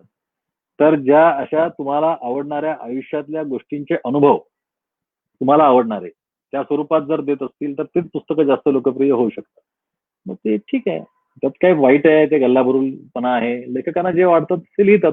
माझी जी 2 लेखकांनी काय 2 कादंबऱ्या आणि 3 लेखक अशी एक कथा आहे जी मुक्त शब्दाच्या दिवाळी अंकात आली होती. मला आता आठवत नाही, 2011 किंवा 12 साली आली असेल. ती या विषयावरती कथा आहे. म्हणजे विषय सांगायचा झाला तर की एक गंभीर कादंबरी म्हणून लिहिलेली कादंबरी आहे आणि एक लोकप्रिय कादंबरी आहे. दोन्ही कादंबऱ्यांमध्ये त्या कथेच्या प्रोटॅगॉनिस्टला सारखेपणा दिसतो. मिलिंद बोकील यांची शाळा ही एक गंभीर कादंबरी, म्हणजे एक चांगली कादंबरी असं लोक सगळे म्हणतात. आणि बाबा कदम यांची शाळा सुटली पाठी फुटली नावाची एक जुनी कादंबरी आहे, 80s मध्ये 70-80च्या दरम्यान केव्हा तरी प्रकाशित झालेली. तर ती पॉप्युलिस्ट कादंबरी, कारण ती बाबा कदमने लिहिलेली कादंबरी आहे. बाबा कदमांवर शिक्का बसलेला आहे की हे लोकप्रिय लेखक आहेत. पण या कथेच्या प्रोटॅगॉनिस्टला त्या दोन्ही कादंबऱ्यांमध्ये खूप साम्य दिसतात, अगदी जवळची त्याला साम्य. आणि मग त्याला प्रश्न असा पडतो की आता याचा अर्थ काय लावायचा. जिला आपण गंभीर कादंबरी समजतो ती गंभीर नसून लोकप्रिय आहे असं समजायचं, का जिला आपण लोकप्रिय कादंबरी समजतो ती लोकप्रिय नसून गंभीर आहे असं समजायचं. अशा या विषयावरती तो विचार करतो, त्यातून ती कथा घडत जाते. सर मगाशी आपल्याला मतकरी सरांनी जो प्रश्न विचारला होता त्यालाच जोडून हा थोडासा पुढचा प्रश्न म्हणता येईल, की वादसंवादांच्या बऱ्याचशा शक्यता ह्या समाज माध्यमात दिसून येतात. म्हणजे आजकालची समाज माध्यमं जर तुम्ही बघाल तर तिथे संवाद हा नसतोच, सुरुवातच वादापासून होते. पण तरीही अशा परिस्थितीत समाज माध्यमावरील समीक्षा पूर्णपणे अव्हेरता येईल का, असा त्यांचा प्रश्न आहे. अवेरणं वगैरे नसतंच. कोणी कोणाला अवेरू शकत नाही, बरोबर आहे. समाज माध्यमांवर ते चालूच आहे. मी नको म्हटल्याने काय ते बंद पडणार नाही. मी फेसबुक बंद केलं तरी इतर ठिकाणी ते चालूच राहणार आहे, फक्त मी वाचणार नाही. अवेरणार वगैरे कोण आपण? त्याच्यामध्ये प्रॉब्लेम्स काय आहेत ते फक्त मी सांगतोय. हे बरोबर आहे की तिथे कुठल्याही प्रकारचं हे नाहीये, काय म्हणता येईल त्याला, सेन्सॉरशिप नाहीये. समीक्षकांची सेन्सॉरशिप नाही, संपादकांची सेन्सॉरशिप नाही. मला जे वाटलं ते मी लिहिलं, तुम्हाला स्वातंत्र्य, हे बरोबर आहे. अद्वा तद्वा भांडण्याचं स्वातंत्र्य नक्कीच आहे. पण तुम्ही काय दर्जाचं भांडता हे तर बघायला पाहिजे. त्यातनं निष्पत्ती काय होते, कुठला विचार निघतो हे तर बघायला पाहिजे, असं मला म्हणायचं. त्यातून जर काही खरोखर फ्रुटफुल निघत असेल तर ते फ्रुटफुल आहे. पण ते नुसतंच एकमेकांचे गळे धरणं, एकमेकांना लाथा मारणं असेल तर त्याचा काही उपयोग नाही. सर 2000 सालानंतर तुम्ही जो म्हणालात एक तरुण वाचक वर्ग आलेला आहे, त्याच वेळेला एक तरुण लेखक वर्गही आलेला आहे, जो समाज माध्यमांमधून लेखनाला ज्याने सुरुवात केली आणि वाचकांपर्यंत पोहोचलेला आहे. मी स्वतः त्याच माध्यमातले लेखक आहे म्हणून, पण तरीही तुम्ही स्वतः ज्या मासिक नियतकालिकाचं संपादन करता नवअनुष्टुप, त्यामध्ये तुम्ही अनेक नवीन लेखकांना व्यासपीठ दिलेलं आहे लेखनासाठी, ज्याच्यामध्ये प्रणव सखदेव आहे, आपले अनिल साबळे आहेत. तर ह्या अशा पद्धतीने नवीन लेखकांना ज्या वेळेला तुम्ही ज्याला आपण म्हणतो इंट्रोड्यूस करता, त्यांना वाचक वर्ग मिळवून देता, पण तर नवीन लेखक जो आता लिहायला सुरुवात करतोय आणि अप्रकाशित आहे, अशा लेखकांना तुम्ही काय सल्ला द्याल? मी काय सल्ला देणं इतका मोठा नाहीये. पण एक संपादक म्हणून मला जो अनुभव येतो त्यावरून, आणि आता मी जे काही वाचतो त्यावरून जो काही मला लेखकांचा अनुभव येतो, म्हणजे मी नवीन लेखकांचा पण वाचतो आणि प्रसिद्ध लेखकांचाही वाचतो, त्यामुळे त्यावरून मी काही निरीक्षणं सांगू शकतो जी कदाचित लेखकांना उपयोगी ठरू शकते. मी काय पाहतो लेखकांमध्ये, मी मगाशी म्हटलं त्याप्रमाणे नवं काहीतरी मला असलं मिळालं पाहिजे. दुसरं म्हणजे लेखक हा समाजाकडे डोळसपणे बघणारा असला पाहिजे, माणसांकडं, जगण्याकडं, समाजाकडं, आणि त्याची प्रचंड मेहनत घेण्याची तयारी असली पाहिजे. सर्व गुण संपन्न असा कोणीच नसतो आणि प्रत्येक जण काही फार मोठा लेखक होऊ शकत नाही. आता उदाहरणार्थ अनिल साबळे सारखा लेखक जर आपण घेतला, त्याच्या काही कथा मी आवर्जून, म्हणजे तो कविता लिहित असे, तर मी त्याच्या मागे लागलो की अरे तू कथा लिहू शकतोस, कारण तो फेसबुकवर ज्या छोट्या छोट्या नोंदी टाकायचा, त्या नोंदी वाचून मला असं वाटलं की याच्याकडे भरपूर ऐवज आहे, अनुभव आहे, हा बघतो आहे. तर म्हटलं तू प्रोज लिहून बघतो. तो म्हणाला की मी लिहित असतो, मी प्रयत्न करत असतो. म्हटलं मग ते दे, तू मला दाखव. आता अनिल साबळे या कथाकारामध्ये तुम्ही जर शैली शोधायला गेलात तर तुम्हाला अजिबात सापडणार नाही. लेखकाची एक शैली असते, एक स्टाईल असते, एक भाषेचं भान असतं. पण अनिल साबळेकडे, मग तुम्ही म्हणाल अनुभव आहे, अनुभव तर आहेच त्याच्याकडे, पण नुसत्या अनुभवाच्या भांडवलावर कोणी मोठा लेखक होऊ शकत नाही. त्याच्याकडे अनुभव असा आहे की जो आदिवासी भागामध्ये राहतो, आणि नुसता राहत नाही तर तो त्या आदिवासी डोंगराळ प्रदेशामध्ये फिरतो, पायी फिरतो, मोटरसायकलने फिरतो, आणि तिथल्या लोकांना तो गाठतो, त्यांच्याशी बोलतो, त्यांच्या आयुष्यात मदत करतो. यातून त्याला अनेकांच्या कहाण्या कळतात. आणि तुम्हाला फेसबुकवर जर तुम्ही त्यांचं, अनिल साबळेंचं पेज बघितलं, तर त्याने म्हणजे इतके लोक शोधून काढले आहेत आणि त्यांना थेट त्यांनी समाजाच्या संपर्कामध्ये आणले. म्हणजे एक गुहेमध्ये राहणारा माणूस त्याने शोधून काढला होता मागे, की जो गेल्या अनेक वर्षांपासून समाजामध्ये आलेलाच नाहीये, वस्तीमध्ये. तो डोंगरामध्ये एका गुहेतच राहतोय. तिथे एक मोडकं भांडे 2-4 आणि एक खुर्ची, आणि तिथे तो जगतो. तो कसा जगतोय ही अनिल साबळेच्या जिज्ञासेची गोष्ट आहे. तर हे माझ्या लक्षात आलं. आणि पण त्याच्याकडे सगळ्यात महत्वाचं काय, नुसता अनुभव असून चालत नाही, त्याच्याकडे दृष्टी आहे. अनिल साबळेंकडे काय बघायला पाहिजे ते कळतंय, आणि याचा काय अर्थ होऊ शकतो हेही त्यांना कळतं. लोकांच्या जगण्याचा अर्थ काय होतो हे त्यांना कळतं, आणि ते मांडण्याचा त्यांनी त्यांच्या कथेमधून प्रयत्न केला.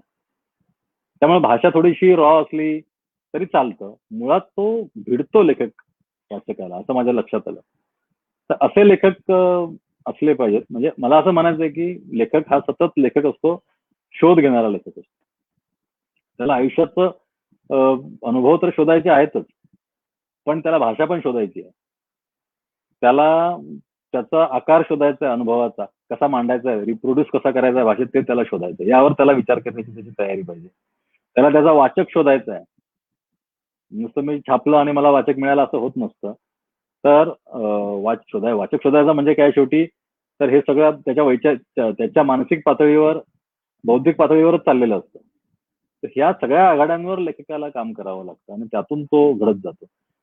आणि हे माझ्यासाठी मला असं वाटतं की लेखकाला लेखक म्हणून घडवण्यामध्ये खूप मोठा वाटा या गोष्टींचा असतो. म्हणजे लेखकाला वैचारिक भूमिका असली पाहिजे, अगदी बरोबर आहे, पण लेखकाला आयुष्य कळलं पाहिजे माणसाचं, हेही बरोबर आहे. कारण की नुसती भूमिका आहे, पण जर तुम्हाला माणसांचं, जिवंत माणसांचं आयुष्य कळत नसेल तर तुमच्या भूमिकेला काय अर्थ राहणार ना. फिक्शन लिहिणाऱ्याला तुम्ही निबंध लिहू शकाल. तेव्हा तो एक मुद्दा मला महत्वाचा वाटतो. आणि म्हणून मग मी अनुष्टुपमध्ये काही लेखक मिळवण्याचा प्रयत्न केला. बऱ्याचदा आलेलं साहित्य मला, बरंचसं साहित्य नाकारावंच लागतं. कारण लेखकांना काय वाटत असतं, एक सांगतो की छापून आलं पाहिजे तरच आपण लेखक होतो, आणि नवे जे लेखक असतात ते. आणि दुसरी गोष्ट अशी की मी चांगलंच लिहिलंय तर ते छापलं गेलंच पाहिजे. तर ज्याला मी चांगलं लिहिलंय की नाही अशी शंका येत असेल ना, तो चांगला लेखक होऊ शकतो. पण ज्याला मी चांगलं लिहिलंय असं वाटत असतं, तो चांगला लेखक होण्याची शक्यता फार कमी असते, आणि ते सुरुवातीच्या काळात. म्हणजे मी स्वतः नॉन फिक्शन लिहितो, लिहिताना सुद्धा मी कसं लिहिलंय हे मला शेवटपर्यंत म्हणजे मी साशंक असतो की मला जे काही मांडायचं ते मी मांडू शकलोय की नाही.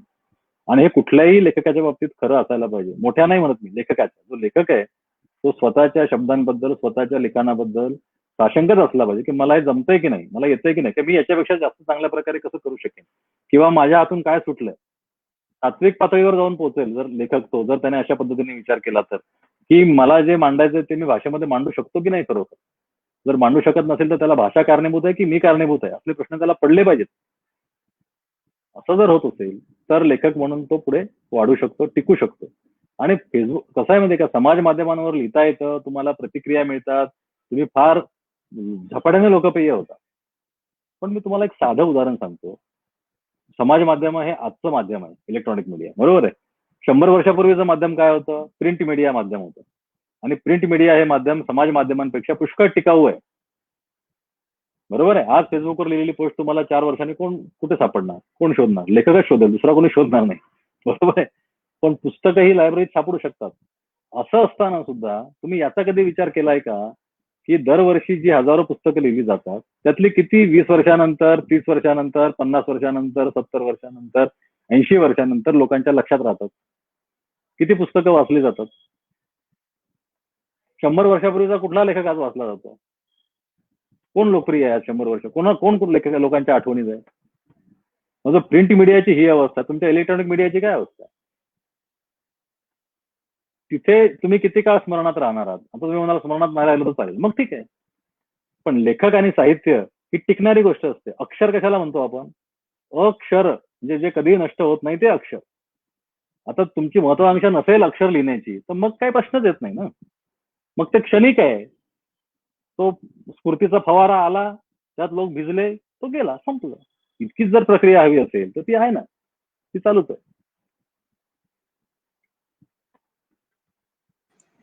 दीप्ती, तुला प्रश्न विचारायचा आहे?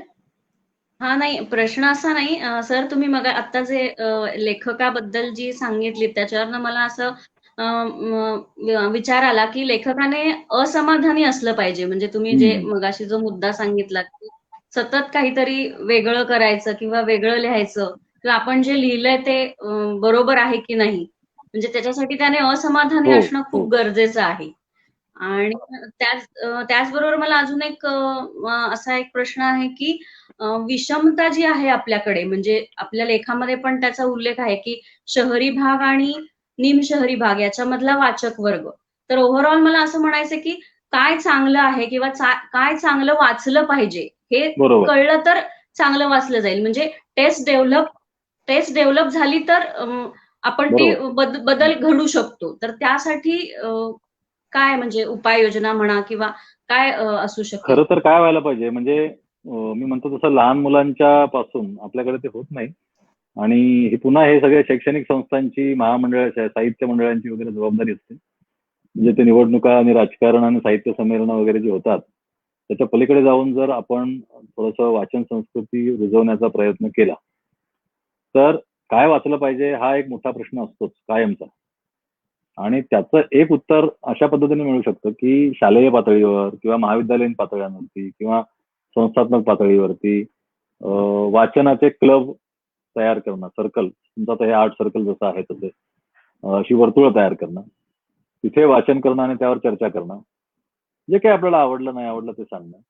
त्याच्यानंतर शालेय पातळीवरती शिक्षकांनी मुलांना पुस्तकांच्या याद्या देणं, वयोगटानुसार कुठली पुस्तकं वाचली पाहिजेत याबद्दलच्या याद्या तयार असणं, त्या सोशल मीडियावरून फिरणं. सोशल मीडियाचा वापर खरं म्हणजे यासाठी व्हायला पाहिजे की पहिली ते वय वय वर्ष 10 पर्यंत किंवा 12 पर्यंत जे बालवय असतं 10-11 पर्यंत तोपर्यंत कुठली पुस्तकं द्यावीत, मग कुमार वयात पौगंडावस्थेत कुठली पुस्तकं द्यावीत, मग तरुण वर्गात कुठली पुस्तकं द्यावीत, या प्रकारच्या याद्या या संस्थांकडून फिरल्या पाहिजेत सोशल मीडियावरती. मागे लोकराज्याने एक अंक काढला होता काही वर्षांपूर्वी वाचनाविषयी, तर त्याच्यामध्ये अशा खूप याद्या त्यांनी छापलेल्या आहेत मराठी पुस्तकांच्या. मी त्याने लेखकांकडून याद्या मागवल्या की तुम्हाला मराठीमधली कुठली 10 पुस्तकं श्रेष्ठ वाटतात. ते पण चांगलं आहे. मागे महाराष्ट्र टाइम्सने 1986 साली असा प्रयोग केला होता की गेल्या 100 वर्षातली उत्कृष्ट पुस्तकं कुठली, 25 पुस्तकं किंवा 100 पुस्तकं मराठीतली. हे सतत जेव्हा प्रयोग होतील तेव्हा ते मंथन असतं एक प्रकारचं. त्या मंथनातून चांगलं काय आहे त्याचं सतत नाव कानावरती वाचकांच्या पडत जातं, वेगवेगळ्या वयातल्या वाचकांच्या. आणि मग त्यातून तुम्ही म्हणता तशी ती सवय लागते. कारण आता जसं आता मला शिक्षक भेटत गेले की ज्यांनी काय वाचलं पाहिजे हे सांगितलं. असे प्रत्येकालाच भेटतील असं नाही. त्याच्यात काय होतं बऱ्याचदा आपला आयुष्याचा बराच काळ फुकट पण जातो. मग आपण दुसरंच काहीतरी वाचत बसतो. एरवी काही होत नाही, नुसतं वाचत बसलं तर चांगलंच आहे. परंतु ज्याची त्याच्यातनं वाढ होणार असते पुढे चालून त्याला असं वाटतं की अरे आपण 5-6 वर्ष विनाकारण घालवले, दुसरंच काहीतरी वाचत बसतो, असं होतं. तर त्यावेळी जर त्या प्रकारचं हे मिळालं, गायडन्स मिळालं, तर शिक्षक ते काम करू शकतात. मी माझ्या पातळीवर करतो, माझ्या संपर्कात जेवढे येतील तेवढ्यांशी सतत बोलत असतो. माझ्या शिक्षकांनी मला जे दिलं त्या प्रकारचे देण्याचा मी प्रयत्न करतो. पण असं प्रत्येकच शिक्षकाने जर केलं आणि आई वडिलांनी केलं आणि संस्थांनी केलं तर मला असं वाटतं की ते सहज उपलब्ध व्हायला पाहिजे. खरं म्हणजे या गोष्टी अगदी सहज व्हायला पाहिजे. त्याकरता फार शोधाशोध करायला लागायला नको. जे जे सापडायला नको ते पटकन सापडतं आणि जे खरं सापडायला पाहिजे ते सोशल मीडियावर सापडत नाही. तर ते हे सहजपणे जर सापडलं तर त्याचा फायदा होईल. सर, ह्याला एक प्रश्न जो आता सुयोग पाध्येंनी आपल्याला विचारलाय की चित्रपट किंवा नाटकांचं जसं मार्केटिंग केलं जातं, मला वाटतं भारतीय इंग्रजी लेखक जे आहेत, जे अशा पद्धतीने सध्या खूप अग्रेसिव्ह मार्केटिंग करतायत आणि वेगवेगळ्या पद्धतीने करतायत. आणि दुर्दैवाने मराठी लेखकांचं मार्केटिंग हे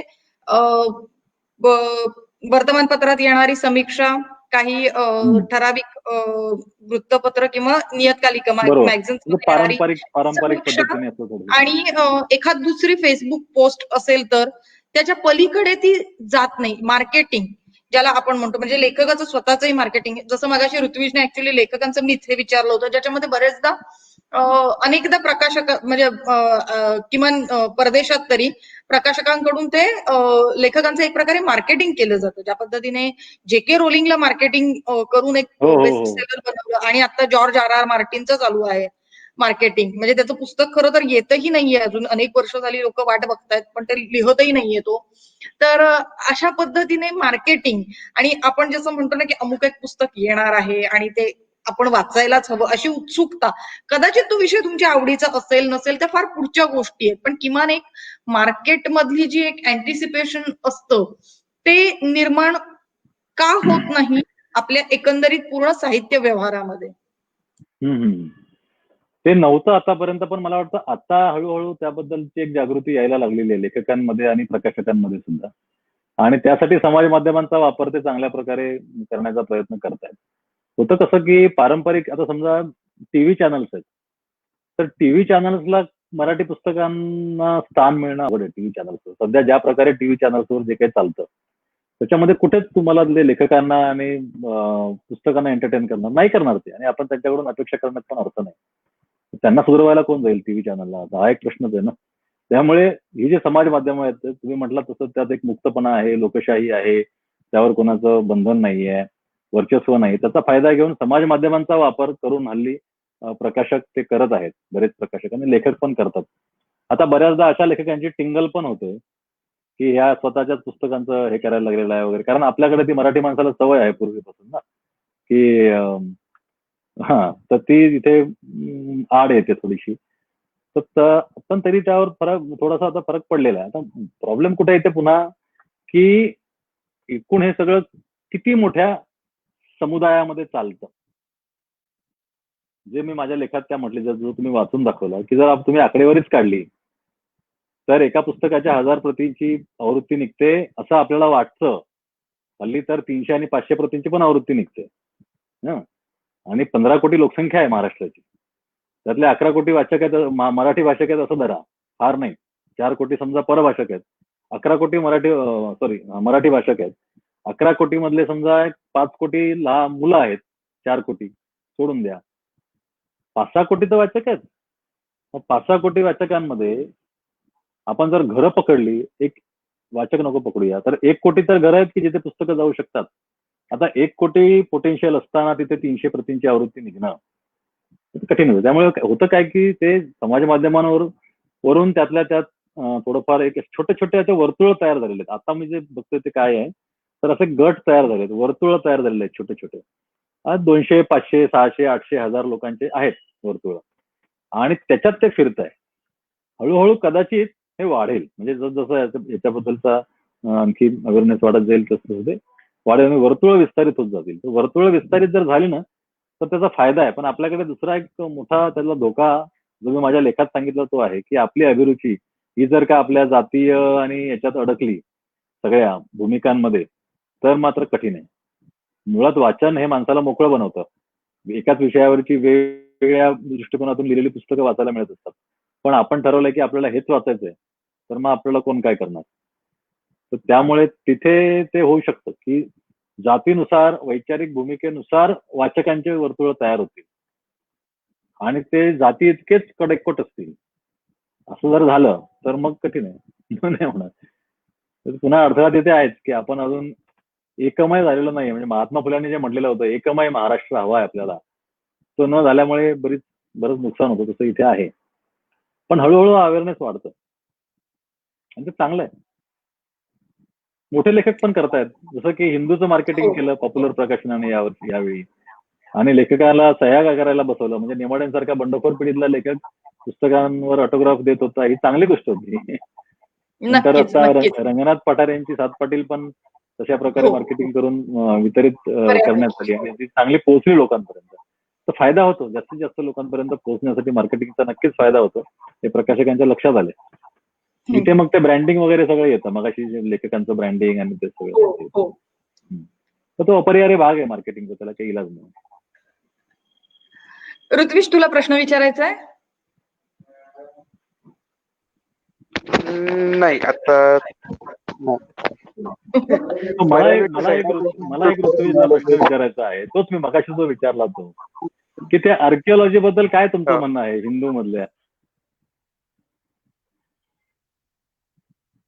फार मिश्र आहे सर, असं स्पेसिफिक काही म्हणणं असं काही हे नाहीये.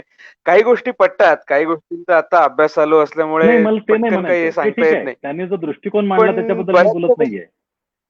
पण तिथे त्या आर्किओलॉजी मधल्या वेगवेगळ्या काय म्हणजे त्याला पद्धती किंवा ज्ञान याचा जो वापर केलेला आहे त्याच्याबद्दल तुमचं काय मत आहे? योग्य आहे, एवढंच मला हवं. हा, पटणार आहे, बऱ्यापैकी पटणार आहे. बरोबर, ठीक आहे, थँक्यू, धन्यवाद.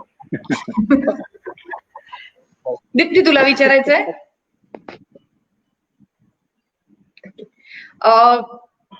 ओके.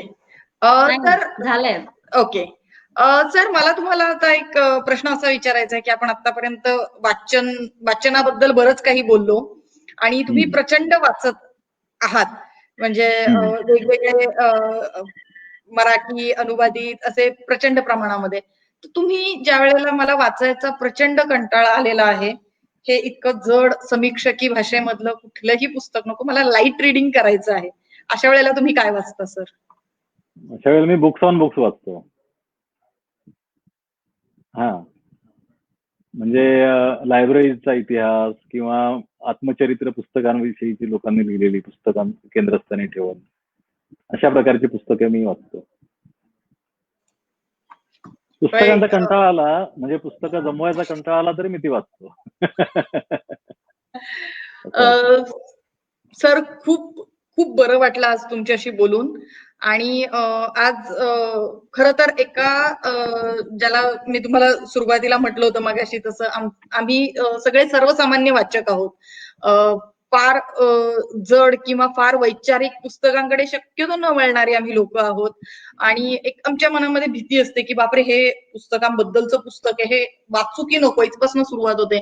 पण मी जसं लीळा पुस्तकांच्या वाचलं आणि मला ते प्रचंड आवडलं आणि मला वाटलं हा हे खरं तर माझ्या पद्धतीचं पुस्तक आहे, मला अशा पद्धतीचं वाचनही आवडेल. आणि पुस्तक या वस्तूबद्दल असं किंबहुना पासोडी मधले लेखही आहेत जे वाचताना मला अनेकदा असं वाटलं की हे माझ्या फार जवळचं आहे. मला वाटतं वाचलंच नसतं समजा जर यदा कदाचित तर मला हे कळलंच नसतं. मी माझ्या वाचनाचा थोडासा परीघ विस्तारण्यासाठी म्हणून का होईना पण हे पुस्तक उचललं, वाचलं आणि प्रचंड आवडलं. त्यामुळे आणि आज आम्ही ज्या वेळेला अभिवाचनासाठी हे पुस्तक घेतलं त्यावेळेलाही बरेचदा असं म्हणजे की हे अभिवाचन करण्यासारखं पुस्तक आहे का, ह्याच्यात काय नाट्यमयता आहे किंवा पण जसं आज मलाही प्रश्न पडला होता की हे का निवडलं तुम्ही.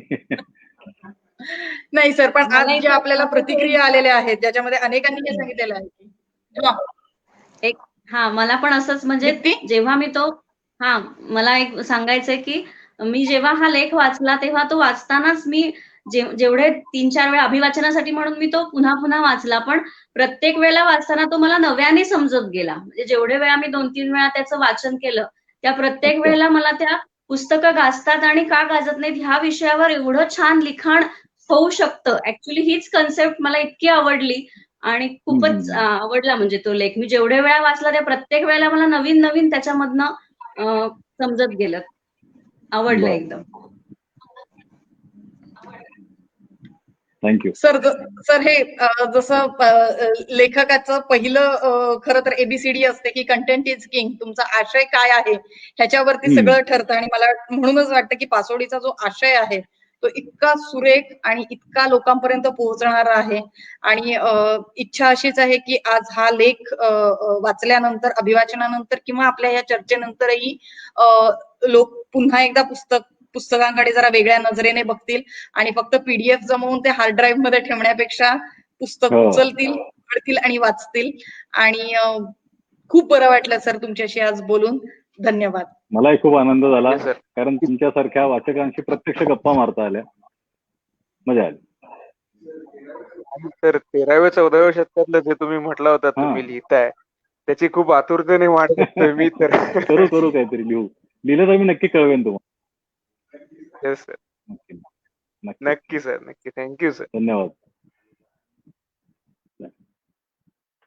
थँक्यू. मला कळू नकोस ना.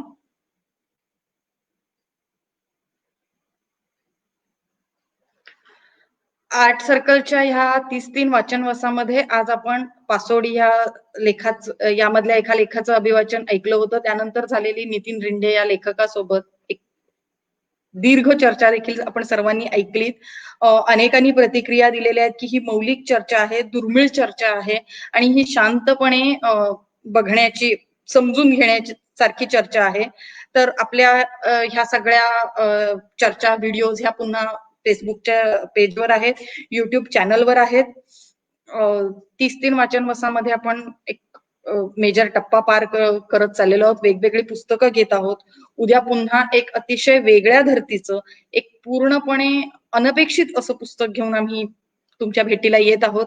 तेव्हा भेटूया उद्या संध्याकाळी 7 वाजता आर्ट सर्कलच्या या पेजवर. धन्यवाद.